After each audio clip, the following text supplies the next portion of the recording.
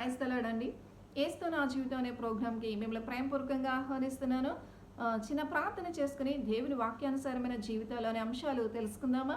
ప్రార్థన. యేసయ్యా గొప్ప దేవుడా నీకు వందనాలు. శ్రేష్టమైన జ్ఞానంతో మీరు మాతో మాట్లాడమని యేసు పరిశుద్ధ నామమున ప్రార్థన సమర్పించుకుంటున్నాం తండ్రి. ఆమేన్. ప్రైజ్ ది లార్డ్ అండి. ఈ రోజున దేవుని వాక్యానుసారమైన జీవితాలు అనే అంశంలో భాగంగా మనం మెలకువ కలిగి ప్రార్థిస్తున్నామా అంటే ఈ అంశం ఎందుకు చెప్పాలనుకుంటున్నానంటే, చాలామంది భర్తలు కానీ భార్యలు కానీ బిడ్డలు కానీ కుటుంబంలో వారి యొక్క మాట వినట్లేదు. అంటే భార్యను చూసుకుంటే, భర్తను చూసుకుంటే, బిడ్డలను చూసుకుంటే వారి జీవితాలన్నీ కూడా పాపంలోకి, శాపంలోకి, భ్రష్టత్వంలోకి వెళ్ళిపోయిన జీవితాలు కలిగి ఉంటారు. ఎలా అంటే భర్త చూస్తే భార్య మాట వినడు, భార్య చూస్తే భర్త మాట వినడు.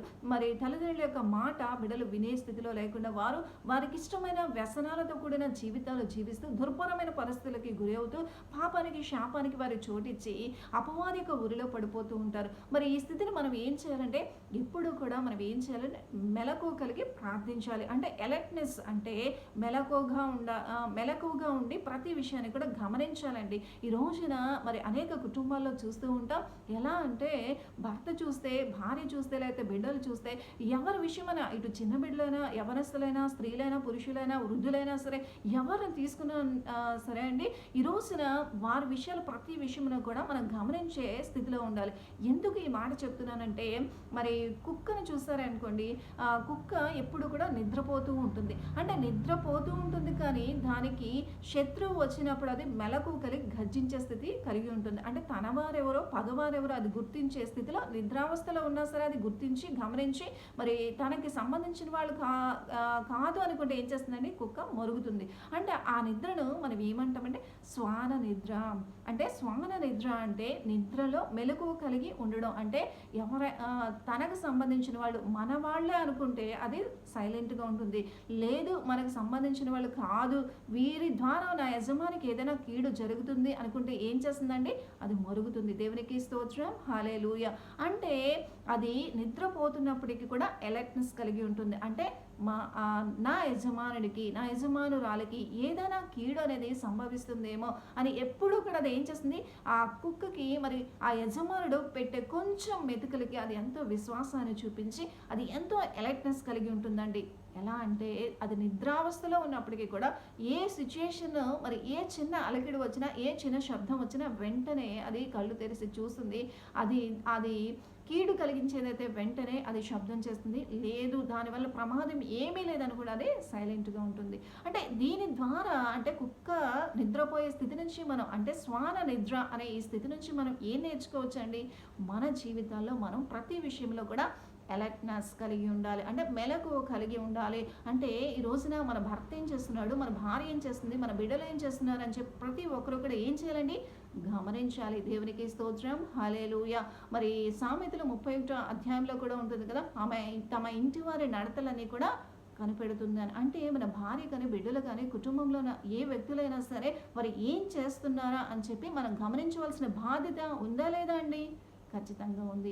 అందుకనే ఈ రోజున ప్రతి ఒక్కరు కూడా, ఈ రోజున భార్య అయినా సరే, భర్త అయినా సరే, బిడ్డలైనా సరే, ప్రతి విషయంలో కూడా ఎవరైనా తప్పిపోయే అవకాశాలు ఎక్కువగా ఉంటాయి. ఈ రోజున వారు తప్పిపోయారు అని చెప్పడానికి ఒక చిన్న ఉదాహరణ చెప్పొచ్చు. ఎలా అంటే ఎంతోమంది పురుషులైతే ప్రతిరోజు కూడా వాక్యం చదవకుండా, బైబిల్ చదవకుండా, ప్రార్థన చేయకుండా, కుటుంబ ప్రార్థన పట్ల అంటే కుటుంబం అంతా కలిసి తల్లి బిడ్డ అంటే బిడ్డలు లేకపోతే తల్లిదండ్రులు మొత్తం అందరూ కలిసి ఒక ఫ్యామిలీ ప్రేయర్ చేసుకుందాం అనే ఆసక్తి కలిగి ఉండే స్థితిని ఎవరైతే మరి ఆ ప్రార్థనలకి ఆసక్తి చూపించారో వారు నిజంగా మరి దేవునికి మరి దగ్గరగా ఉన్న జీవితాలు జీవించట్లేదు.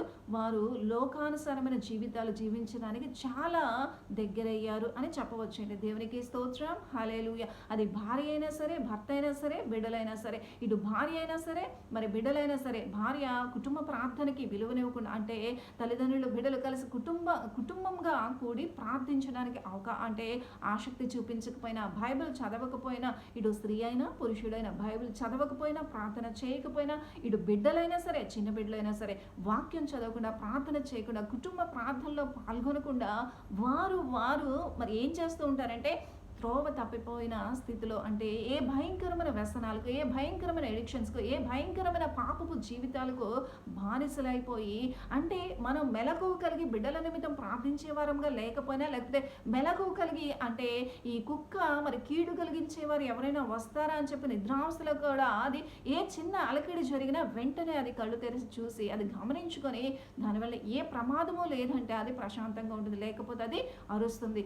అలాగా ప్రతి విషయంలో కూడా మనం ఏం చేయాలంటే మన బిడ్డల విషయంలో అయినా సరే, మన భర్త విషయంలో అయినా, భార్య విషయంలో అయినా సరే ప్రతి ఒక్కరు కూడా మెలకువ కలిగి ఉండాలి. దేవునికి స్తోత్రం, హల్లెలూయా. అంటే మనం అనేకమైన ఉద్యోగాలు చేసుకునేవారు, వ్యాపారాలు చేసుకునేవారు, కుటుంబ జీవితంలో అనేకమైన పనిపాట్లు చేసుకునేవారు ఉంటారండి. అలా చేసుకుంటూ ఉండ ఆ జీవితాన్ని గడపడమే దేవుని యొక్క చిత్తము కాదు. కానీ నీవు ఎంత పనిపాట్లో మునిగి తేలుతున్నప్పటికీ కూడా నీ యొక్క బిడ్డలు, నీ భర్త, నీ భార్య, నీ కుటుంబంలో ఉన్న వారు ఏ రీతిగా ప్రవర్తిస్తున్నారు, ఏ యొక్క వ్యసనాలకు ఎడిక్ట్ అయ్యారు, లేకపోతే ఎటువంటి జీవితాన్ని కలిగి ఉన్నారు అనే స్థితిని గమనించవలసిన బాధ్యత ఎవరి మీద ఉందండి? ఖచ్చితంగా ప్రతి ఒక్కరి మీద కూడా ఉంది. ఎవరైతే దేవుని దగ్గరగా జీవిస్తున్నారో, ప్రార్థిస్తున్నారో, వాక్యం చదువుతున్నారో, దేవుని సన్నిధిలో గోజాడుతున్నారో ఆ వ్యక్తుల మీద ఈ బాధ్యత ఖచ్చితంగా ఉంది. మీరందరూ కూడా ఏం చేయాలండి?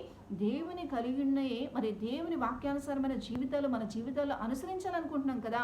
మరి ఆ జీవితాలు అనేవి మన జీవితాల్లో ఉండాలంటే మొట్టమొదటిగా మనం ప్రార్థించేవారిగా ఉండాలి, వాక్యం చదివేవారిగా ఉండాలి. మనం మన భర్త గురించి, బిడ్డల గురించి, భార్య గురించి, కుటుంబంలో ఉన్న వ్యక్తుల గురించి వారు ఏం చేస్తున్నారు, ఏ యొక్క బానిసత్వంలో ఉన్నారు, ఫోన్ ఎడిక్షన్లో ఉన్నారు, లేకపోతే ఏ వ్యసనములు, మత్తు పానీయాలు, మత్తు పదార్థాలు, లేకపోతే ఏ యొక్క డ్రగ్స్కి బానిసలే, అంటే ఇవనే కాదండి, అనేకమైన స్నేహితులు చూసుకొని పార్టీలు కానీ, ఫంక్షన్లు కానీ వెళ్ళిపోతూ ఉంటారు ఇంట్లో చెప్పకుండా. అంటే ఈ రోజున పురుషుడు బయటికి వెళ్ళాడంటే ఎప్పుడు వస్తాడో తెలియదు, కానీ తిరిగి మరి ఎక్కడికి వెళ్ళినా ఇంటికి రావాల్సిందే. కానీ బయట ఎటువంటి సిచ్యుయేషన్లో మరి వారిని అడిగితే మన మీద విసుక్కుంటారు, గొడవ పడతారు. కానీ వారి గురించి మనం ఏం చేయాలి? ఆ సిచ్యుయేషన్ అన్నిటిని బట్టి వారితో గొడవ పడడం దేవుని చిత్తము కాదు, కానీ వారి గురించి ప్రార్థించే వారముగా ఉండాలి. వారి స్థితిని ఎలా గమనించవచ్చని నేను చెప్పానండి. మొట్టమొదటిగా మరి క్రైస్తవ జీవితంలో దేవుని వాక్యానుసారమైన జీవితాలు జీవించాలనే ఆశ కలిగిన ప్రతి ఒక్కరూ కూడా మొట్టమొదటిగా మీ బిడ్డలు కానీ, మీ భర్త కానీ, మీ భార్య కానీ తప్పిపోయిన స్థితిలో ఉన్నారని తెలుసుకోవడానికి మొట్టమొదటి ముఖ్య కారణం ఏంటంటే బైబిల్ చదవరండి. వారు ప్రార్థించరు, మోకరించి ప్రార్థించరు, బైబిల్ చదవరు. అలాగే కుటుంబ ప్రార్థనకి వారు ఆసక్తి చూపించరు. ఈ కార్యాలు కానీ చేయడానికి వారు ఎప్పుడైతే వెనకడుగు వేస్తున్నారో వారు లోకానికి దాసులుగా ఉన్నారు. లోకం వైపు వారి చూపులు, వారి ఆలోచనలు ఉన్నాయని మరి జాగ్రత్తగా గమనించాలండి. మరి ఈ స్థితిని గమనించి నువ్వు ఏం చేయాలి? ప్రార్థించాలి. ఎందుకంటే మన భర్తని, మన భార్యని, లేకపోతే మన బిడ్డల్ని అపవాది దొంగిలించాలని ఎలా చూస్తున్నాడండి?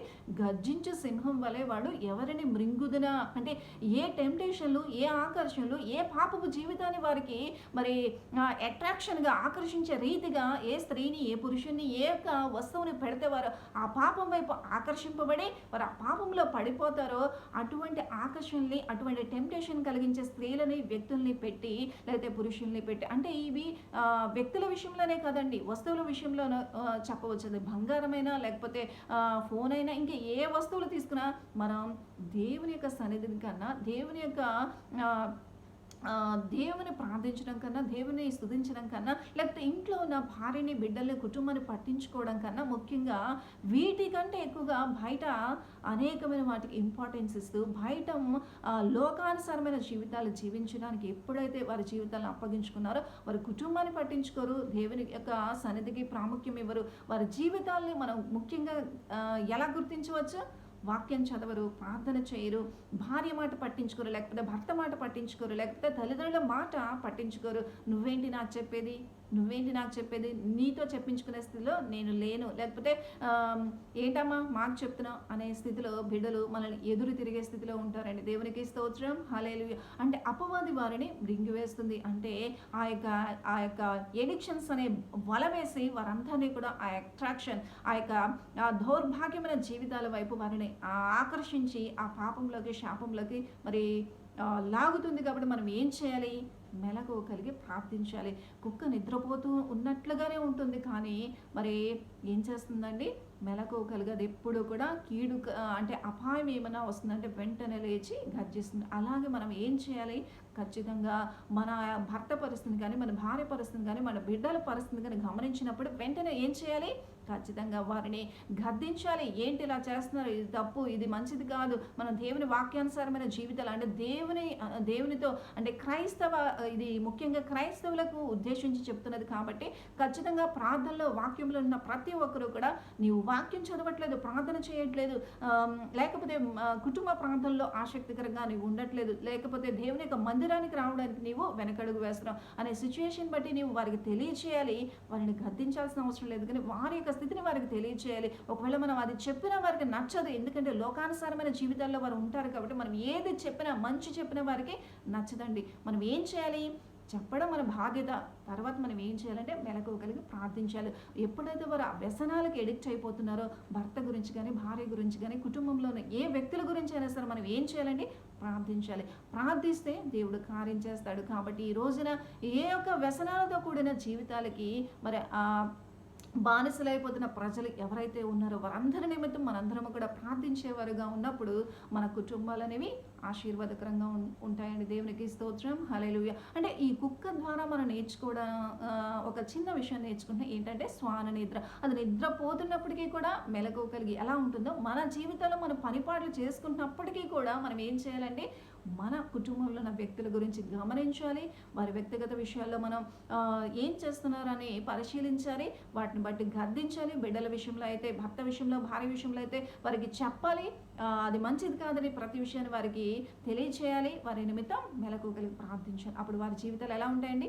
ఆశీర్వాదకరంగా ఉంటాయి. ఎవరినైతే మనం అంటే నశించిన దానిని వెదకి రక్షించడానికి మనిషి కుమారుడు ఈ లోకానికి వచ్చారు కదా, వారు ఆ పాపంలో పడిపోవడం దేవుని చిత్తము కాదు, కానీ ఆ పాపపు శాపపు జీవితాల నుంచి వారు విడుదల పొందుకోవాలి. మనం ఏం చేయాలి? ప్రార్థించినప్పుడు దేవుడు ఎవరో ఒకరి ద్వారా మరి ఆ సత్యాన్ని బయలుపరిచి ఆ వాక్యమో లేకపోతే మరి ఏదో ఒక మాట వారిని పట్టుకొని దేవుని వైపు ఆకర్షిస్తుంది. ఆ పాపపు జీవితాన్ని విడిచి పరిశుద్ధమైన జీవితాన్ని, ఆ లోకపు ఆశలను విడిచి, లోకానుసారమైన జీవితాన్ని విడిచి దేవుని వైపు నడిచే ఆశీర్వాదకరమైన జీవితం వారికి దొరుకుతుంది. కాబట్టి మనం ఏం చేయాలండి? మన లైఫ్లో మనం జాబ్ చేసుకున్నా, వ్యాపారాలు చేసుకున్నా, లేకపోతే కుటుంబంలో అనేకమైన పనిపాట్లు కలిగి ఉన్నా సరే మెలకువ కలిగి ఉండాలి. దేవునికి స్తోత్రం. మెలకువ కలిగి ప్రార్థించే వ్యక్తులుగా ఉండాలి. ప్రతి విషయాన్ని గమనించే వ్యక్తులుగా ఉండాలి. ప్రతి ఒక్కరి గురించి, ప్రతి సిచ్యుయేషన్ గురించి గమనించి గుర్తించి వారి గురించి హెచ్చరించేవారుగా, గద్దించేవారుగా, ఖండించేవారుగా ఉండి ప్రతి విషయాన్ని కూడా దేవుని సన్నిధిలో పెట్టి ప్రార్థించి ప్రతి విషయంలో కూడా ఆశీర్వాదాన్ని, విజయాన్ని పొందుకునే వారంగా ఉండాలని